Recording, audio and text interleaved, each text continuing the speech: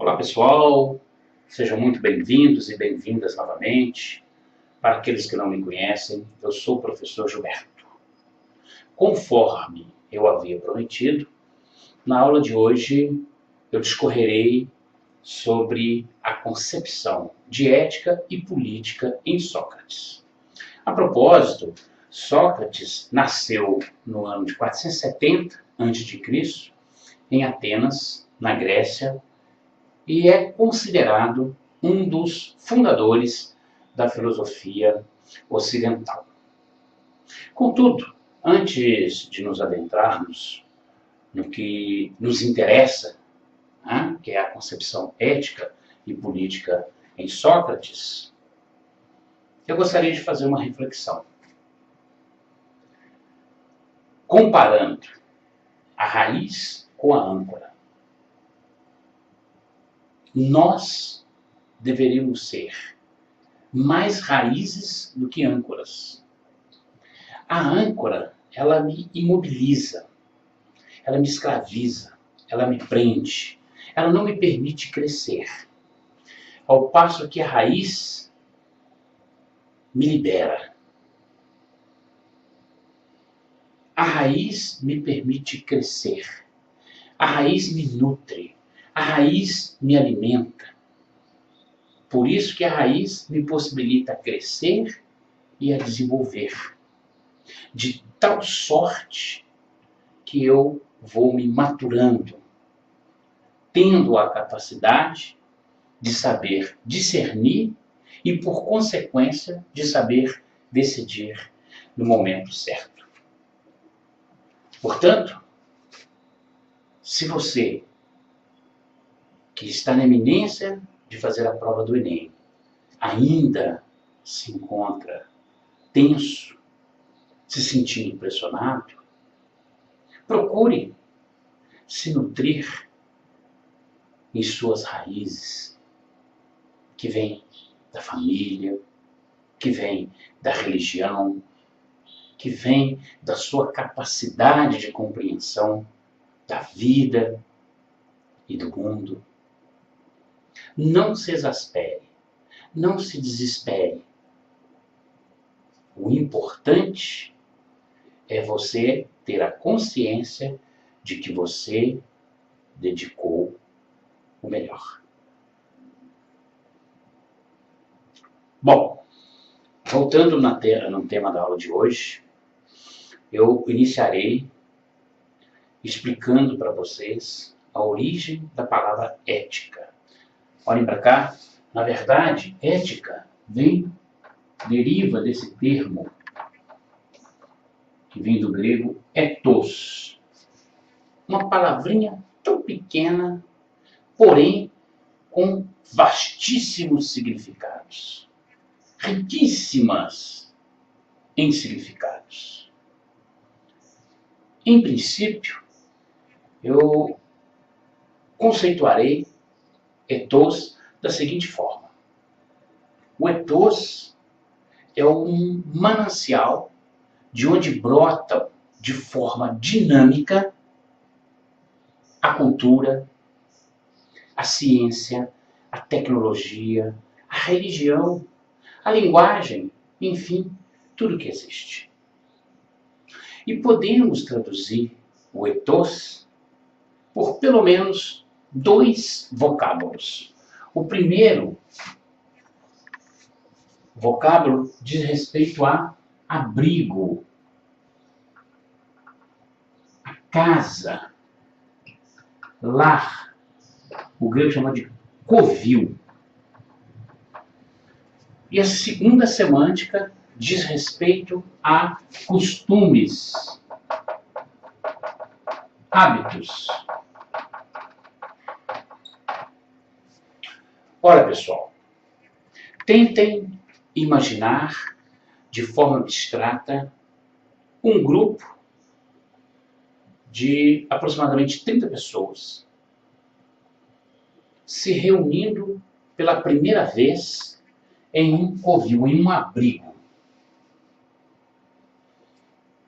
A reunião desse grupo gerará costumes, gerará hábitos. Esses hábitos e esses costumes vão ditar normas de convívio social. Aí nasce a ética. A ética, ela nasce do conflito existente entre os componentes do grupo. A ética, portanto, ela nasce para possibilitar o convívio social. Ela vem e regulamenta e legitima a vida em sociedade. Por isso eu costumo dizer que a ética é a maneira pela qual cada indivíduo deve se comportar perante as instituições sociais. Por exemplo, ética familiar é a maneira pela qual cada indivíduo deve se comportar perante a família. Ética profissional é a maneira pela qual cada indivíduo deve se comportar perante a sua profissão. Ética religiosa é a maneira pela qual cada indivíduo deve se portar perante a sua religião. Portanto, vale dizer, em última análise, que a ética, ela dita uma noção de dever ser. A ética exige de mim um dever ser. Um dever ser para comigo, para com o outro e para com a sociedade. E aí, segundo Sócrates, o dever para comigo exige de mim um exercício de me conhecer. Um exercício de identificar as minhas capacidades, as minhas potencialidades, as minhas limitações e etc. Um dever ser perante o outro. O outro diz respeito àquelas pessoas que convivem, que compartilham comigo no dia a dia. Já a sociedade diz respeito àquelas pessoas que eu não tenho o menor contato. Contudo, muito do que eu faço pode vir a afetar essas pessoas. Fiz-me entender? Compreender?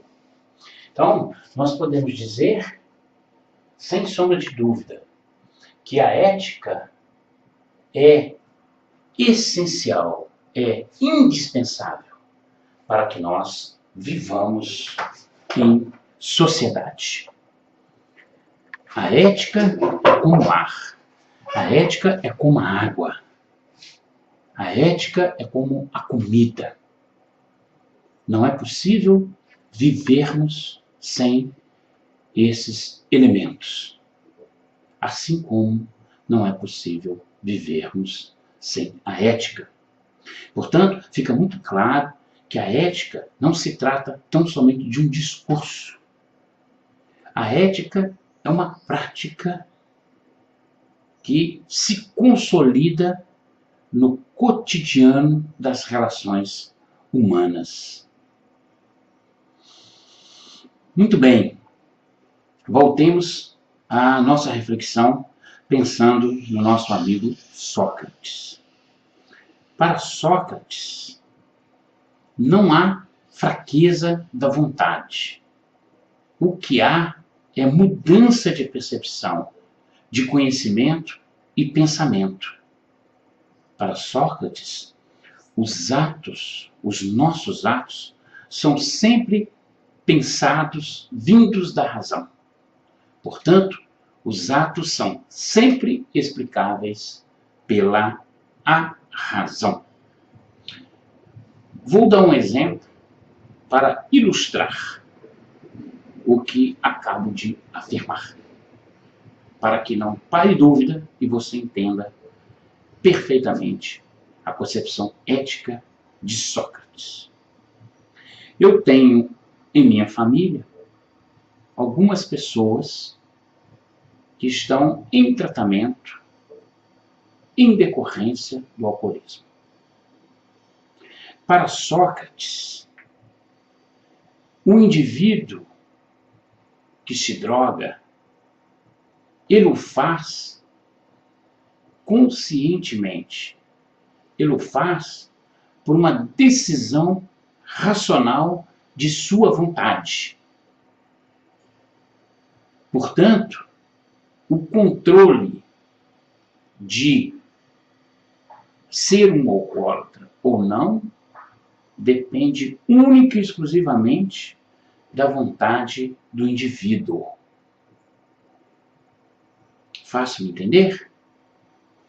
Eu, por exemplo que eu estava dando, tenho uma irmã que diz que a tal pessoa é sem vergonha, que a tal pessoa não tem caráter, pois ela bebe uns tempos e depois para outros.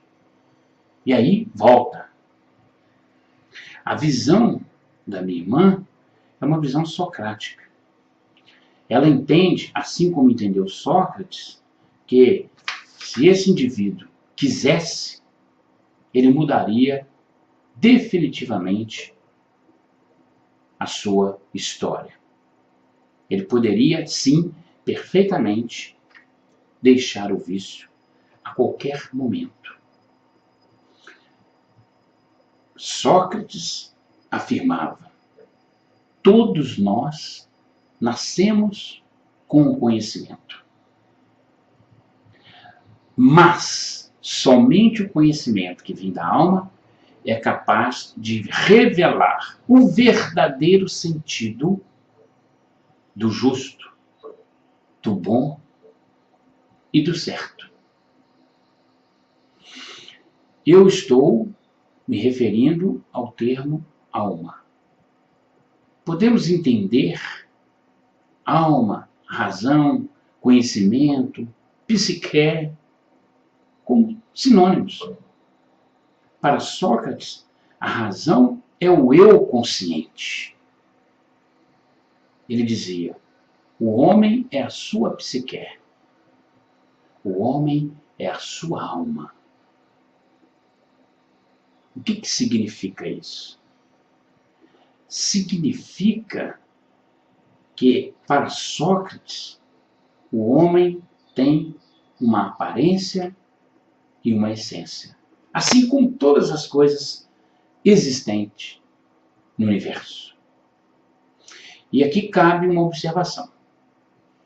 Vou fazer uma distinção entre aparência e essência. A aparência é aquilo que parece, mas pode não ser. A aparência pode me enganar. A aparência pode me ludibriar. A aparência pode me conduzir a erros de opiniões. Por exemplo, se eu subo em um prédio de 30 andares e olho lá de cima, tudo que eu visualizo lá embaixo, eu vejo de forma em miniatura. Eu olho para um objeto, por exemplo, um carro, e vejo de forma miniatura. Eu olho para um ser humano e vejo de forma miniatura.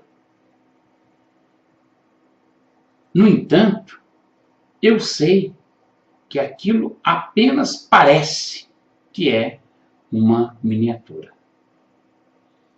Na verdade, o homem que acabei de ver, ou o carro que acabei de ver, não são miniaturas. Por outro lado, ele apresenta o conceito de essência.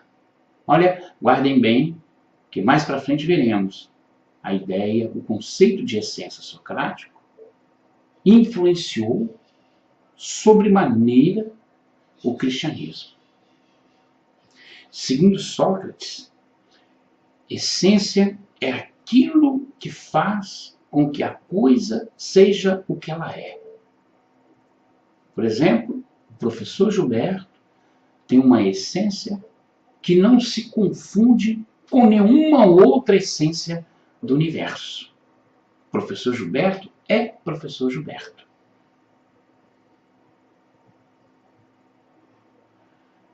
Por consequência, a essência, ou o eu, se desenvolve através da consciência e da ação.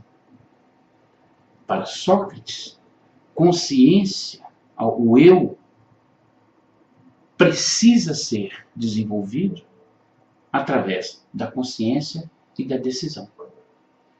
Consciência, no primeiro plano, de quem sou eu. Consciência do que eu posso realizar para a minha sociedade desenvolver-se. Consciência de agir em concordância com aqueles valores imprescindíveis para o bom convívio social. E ação para praticar aquilo que a vida social espera de mim.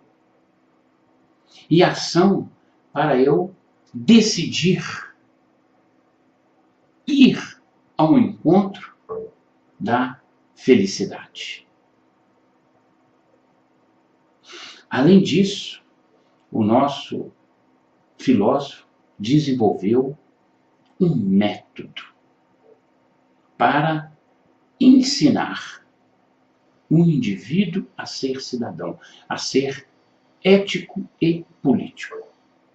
Método é o caminho pelo qual cada indivíduo deve percorrer para atingir o seu objetivo. Veja bem, cada indivíduo deve percorrer. Ninguém pode percorrer em seu lugar. Ou você percorre, ou você fica parado. E aqui, a nossa proposta filosófica é instigá-lo a percorrer, a buscar, independentemente se você vai encontrar. Muito bem. O nosso filósofo Sócrates conferiu ao seu método 2 instrumentos. Um ficou conhecido como maêutica e o segundo como ironia. Maêutica o nosso filósofo fez uma homenagem à sua mãe, que era parteira, como vimos, né? Era aquela que tirava o ser da barriga da mãe e o apresentava à luz, à verdade, à vida. Então Sócrates vai dizer, cabe ao filósofo a ajudar, a auxiliar o indivíduo a conhecer, o indivíduo a ter consciência dos seus atos. E por outro lado, ele usava da ironia, sobretudo para enfrentar as autoridades arrogantes. Ironia é um faz de conta, é uma simulação. É um método que possibilitava o mestre a dizer ao outro que ele era ignorante. E ao mesmo tempo possibilitava-o a afirmar como sábio.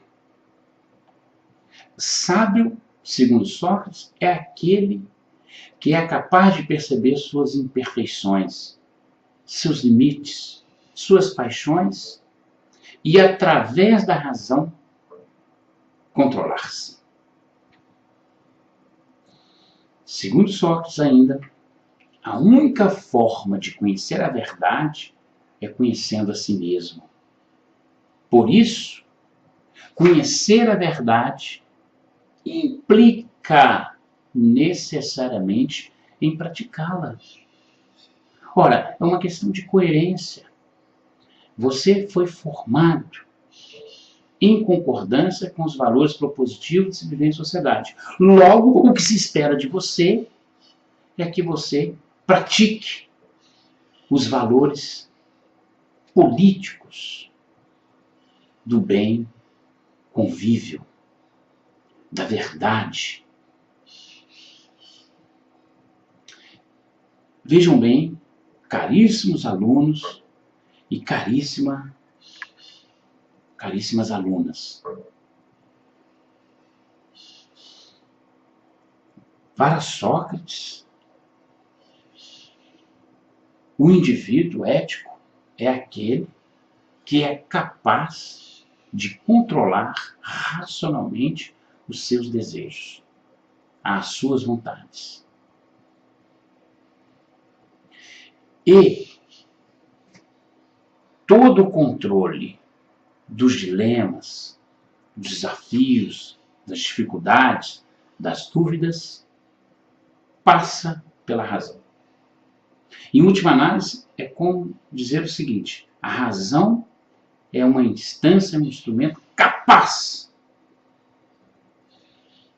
de oportunizar o indivíduo a agir sempre de forma deliberada, sempre de forma consciente, e mudar o rumo definitivamente de sua vida. Guarde bem isso. Então, qualquer tipo de vício, entre aspas, existente no meio social é oriundo, é consequência de uma decisão racional de cada indivíduo. Ele mudou a sua percepção em relação à vida e daí decidiu por isso ou por aquilo.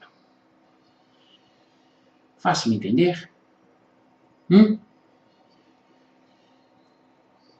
O nosso amigo Sócrates, então, apresenta o seu método para formar o cidadão político. Esse indivíduo que tem que interiorizar, que tem que compreender essa dinâmica da vida social para ser feliz. Espero que tenha ficado claro para todos vocês a ideia de ética para Sócrates e a ideia de político para Sócrates. Então, o indivíduo eticamente sempre age de forma racional, independentemente do que ele vier a escolher. Agora, se ele vier a escolher algo que contradiga aquilo que a sociedade entende como bom convívio, ele deverá ser punido. Ele deverá arcar, assumir com as consequências daquilo que ele vier a escolher. Para Sócrates, o bom cidadão, o cidadão político, é aquele indivíduo que corresponde satisfatoriamente com os desejos delineados pela sociedade. Ele corresponde de forma positiva, de tal sorte que ele se sinta feliz.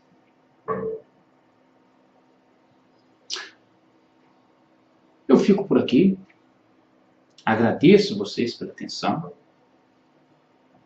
E se tiver alguma dúvida, por favor, faça em seu comentário.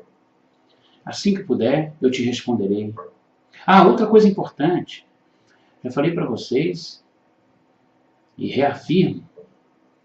O nosso blog vai se constituindo um espaço para se discutir vários temas no campo filosófico, no campo político, no campo sociológico, no campo da saúde, no campo da sexualidade, no campo do direito, dentre outros. Por isso, salvo engano, do lado direito do meu blog, há um campo reservado para que você se cadastre. É de graça. Cadastre-se. Com isso, você receberá em primeira mão todas as novidades que serão publicadas neste blog por mim e por tantas outras autoridades e especialistas naqueles assuntos que acabei de mencionar. Se você gostou, diga que gostou. Se você não gostou, critique. Só assim eu poderei aperfeiçoar e, quem sabe, também atendê-lo a contento. Obrigado e até uma próxima.